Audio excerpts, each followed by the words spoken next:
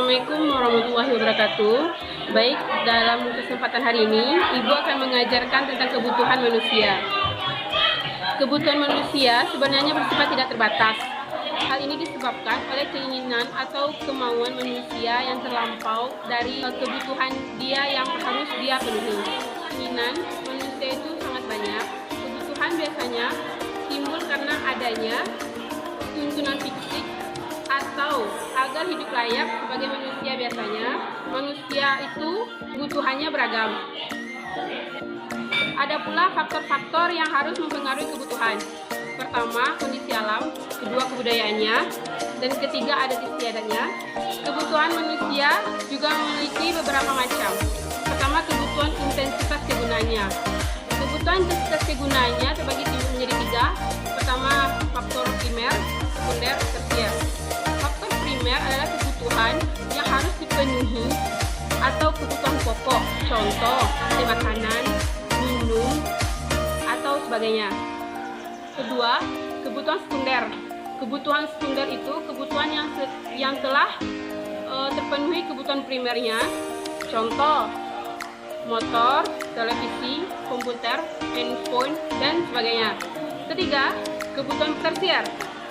Kebutuhan tersier ini kebutuhan yang sudah kebutuhan primer dan sekundernya terpenuhi.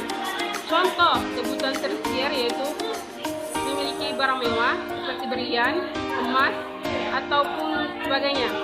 Yang kedua, kebutuhan menurut sifatnya. Menurut sifatnya itu terbagi menjadi dua juga, kebutuhan jasmani dan kebutuhan rohani. Kebutuhan jasmani yaitu kebutuhan yang berhubungan dengan fisik seseorang. Contoh, kita harus berolahraga, rekreasi, bermusik, atau nonton film. Kedua, kebutuhan rohani.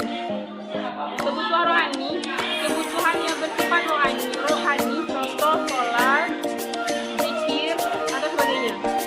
Ketiga, kebutuhan menurut pemenuhannya. Kebutuhan menurut pemenuhannya juga terbagi menjadi dua. Pertama, kebutuhan sekarang dan kebutuhan yang akan datang. Kebutuhan sekarang yang bersifat saya haus atau saya lapar hari ini, atau obat-obatan, itu kebutuhan sekarang.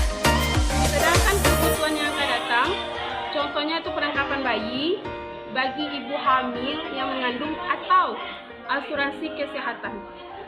Keempat, kebutuhan menurut subjek. Kebutuhan menurut subjek yaitu terbagi menjadi dua, kebutuhan perorangan atau individu, kedua kebutuhan kelompok.